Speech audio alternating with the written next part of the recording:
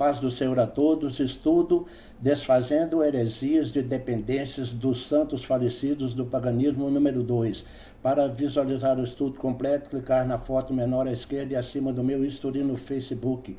Provérbios 16, 18 a 23. A soberba precede a ruína e a altivez do espírito a queda.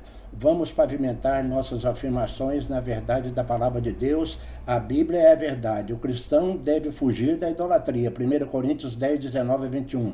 Que digo, pois, que o sacrifício ao ídolo é alguma coisa? Ou que o próprio ídolo tem algum valor? Antes digo que as coisas que eles sacrificam é a demônios que as sacrificam e não a Deus.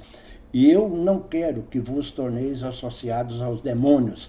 Não podeis beber o cálice do Senhor e o cálice dos demônios. Não podeis ser participantes da mesa do Senhor e da mesa dos demônios. Jeremias 7, 18 e 19. Amassam a farinha para fazerem bolos à rainha dos céus e oferecem libações a outros deuses para me provocarem a ira. Nota, pessoas postas como divindades milagreiras, na verdade são deuses do paganismo. As libações são vinho e sangue consagrados a deuses pagãos e que são demônios. Atenção! O censo de 2010 registrou 42 milhões de evangélicos no Brasil. Em 2024, estamos próximos de 50% da população. Sentimos líderes incomodados, exaltando a igreja como fundamento de salvação e acima da Bíblia. A igreja tem a missão de pregar o evangelho em verdade, em total submissão à Bíblia. Definição de imagem. O grego eidolon define a imagem de escultura como um ídolo que é colocado no lugar de Deus para ser adorado e cultuado no lugar de Deus. A Bíblia revela que Satanás deseja ser adorado no lugar de Deus. Mateus 4,10. Então Jesus lhe ordenou: retira-te, Satanás, porque está escrito: ao Senhor teu Deus adorarás e só a ele darás culto.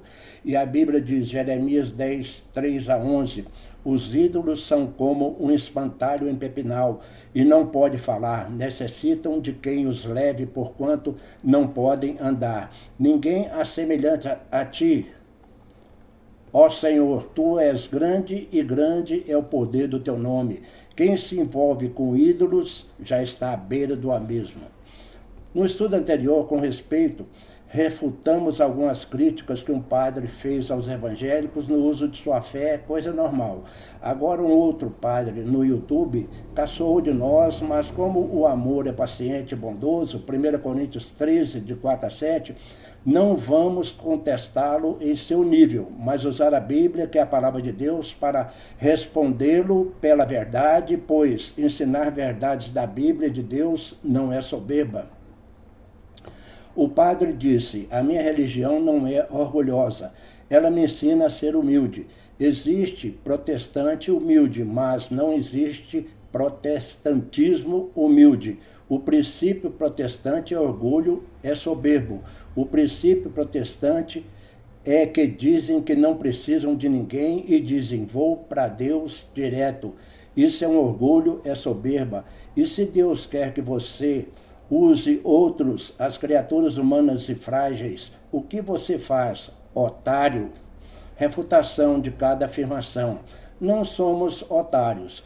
Quando pregamos com fidelidade a Bíblia, que é a palavra de Deus, não se trata de soberba, mas sim caminhar na verdade absoluta da Bíblia. Jesus é a verdade. E o padre continua afirmando que os protestantes dizem, vou para Deus direto. Não fazemos afirmações desse jeito, mas com Jesus vamos diretos para o céu. Pelas verdades da Bíblia, não podem nos acusar de soberbos se não vejamos. A Bíblia nos informa que 2 pessoas foram diretas para o céu sem passagem pela morte. Elias e Enoque foram diretos para o céu sem passarem pela morte física. Gênesis 5, 22 a 24 e 2 Reis 2, 11 e 12. Outra, um dos malfeitores crucificados ao lado de Jesus, ao crer nele, foi instantaneamente para o paraíso. Lucas 23, 39 a 43. Então disse, Jesus, lembra-te de mim quando entrares no teu reino. Respondeu-lhe Jesus, em verdade te digo que hoje estarás comigo no paraíso. Nota, portanto, para que saibamos, a salvação é um ato instantâneo pela fé, como aconteceu com um dos malfeitores e acontece com nós, e a santificação pela obediência à Bíblia é um processo de crescimento espiritual para alcance de maturidade cristã. Todo nome apresentado fora de Jesus visa aprisionar a sua fé. E assim o padre continua: se você é protestante, seja humilde, mas sua religião não é humilde. Você diz, eu vou direto para Deus, eu não preciso de Maria. Refutação. Nós evangélicos reconhecemos a grandiosa obra que Deus realizou por meio de Maria para a salvação da humanidade em Cristo Jesus. Maria é criatura santa e bendita. Quando o pecado de Adão entrou no mundo com sentença de morte para toda a humanidade, Jesus esvaziou-se de sua divindade e veio ao mundo em natureza humana como um servo para cumprir com a sua vida a sentença de morte que estava sobre a humanidade pelo pecado original. Para bom entendimento, Jesus, sendo Deus, veio ao mundo em natureza humana e o menino Jesus foi gerado pelo Espírito Santo no ventre de Maria, que foi mulher de integridade santa. Pois bem, Maria foi a mãe da natureza humana de Jesus, que durou apenas 33 anos de vida, até a sua morte na cruz do Calvário.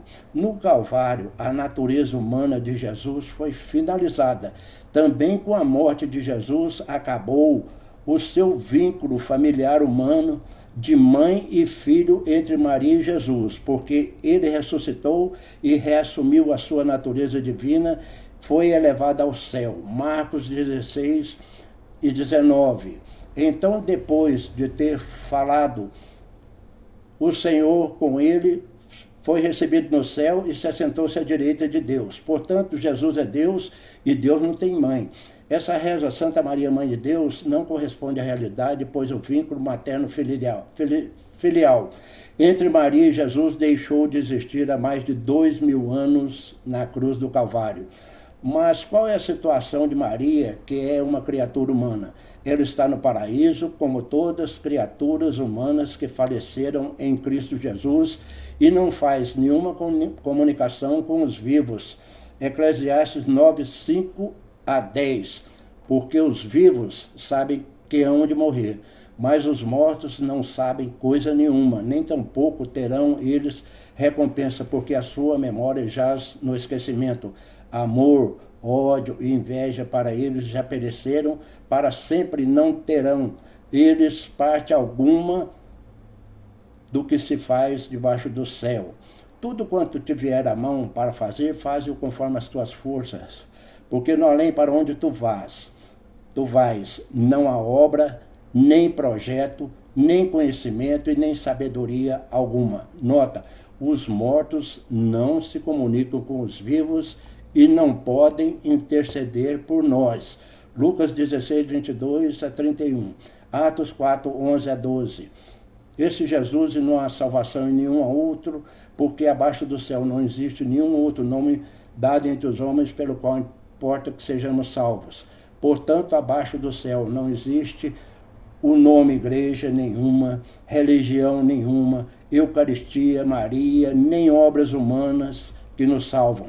Só e somente só Jesus Cristo salva e é o caminho da vida eterna, pois ele pagou com a sua vida o preço da nossa salvação. Arrependa-se de seus pecados, creia em Jesus e faça esta oração para a salvação instantânea, falando comigo. Senhor Jesus Cristo, eu te convido a entrar e reinar no meu coração e te recebo como meu único Senhor e Salvador. Peço perdão pelos meus pecados e os deixo para sempre, que Deus escreva o meu nome no livro da vida. Amém. Quem recebe Jesus Cristo pela graça de Deus, mediante a nossa fé, tem salvação instantânea. Atos 4, 11, 12, Romanos 10, de 8 a 10, João 1, 12, 3, 16 e Efésios 2, de 8 a 10. A paz do Senhor.